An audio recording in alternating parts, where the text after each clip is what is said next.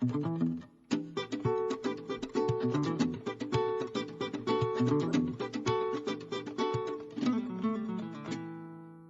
mornings, Don Faustino wakes at 6, but on Saturdays, he wakes at 4 so he doesn't miss a 7:30 a.m. bus. When 7 finally rolls around, he leaves the simple room he shares with his grandson, waits excitedly on a dusty dirt road, and steps onto a packed bus that takes him to town. For this 102-year-old, five-generation patriarch, this is the highlight of his week.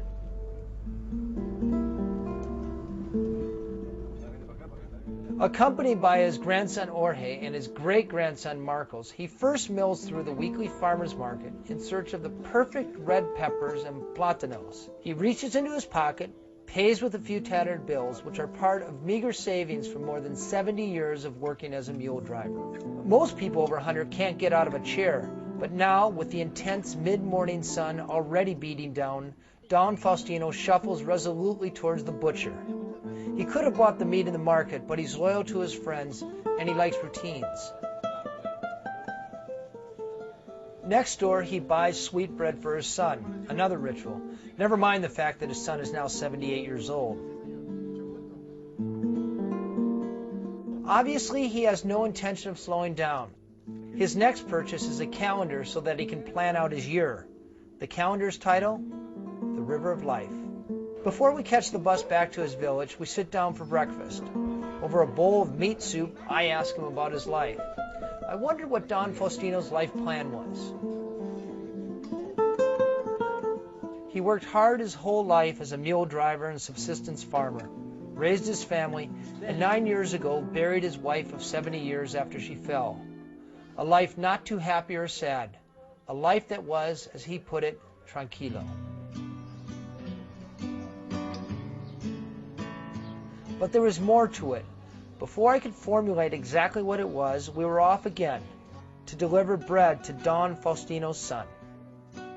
The son wasn't home, but Faustino's daughter-in-law, Maria Jesus, was, and she lit up when she saw the old man. Faustino's grandson told me that he's been doing this every Saturday for the past 40 years, and then every Sunday he makes soup for the family out of the groceries he bought in town. This is the highlight of his week. It all made sense to me now.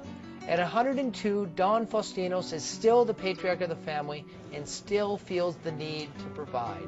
The family spans 5 generations, and most of them live in the same village. I especially wanted to see Evans, his great-great-grandson, who is 95 years younger than him. I not only met Evans, but I met his mother, his mother's mother, his mother's mother's mother, and, of course, the king of the family, Faustino. They honored us by posing for the team. I have to say, they didn't strike me as the most affectionate family. Not like my family, who hug every time we see each other. But there was definitely something palpable here. I guess you could say it was duty fueled by love and then tempered by hardship.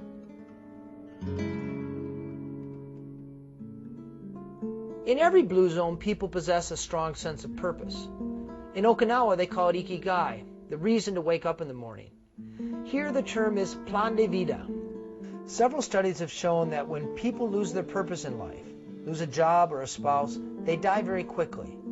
Most vital centenarians can't articulate exactly why, but somehow they keep their sense of purpose alive.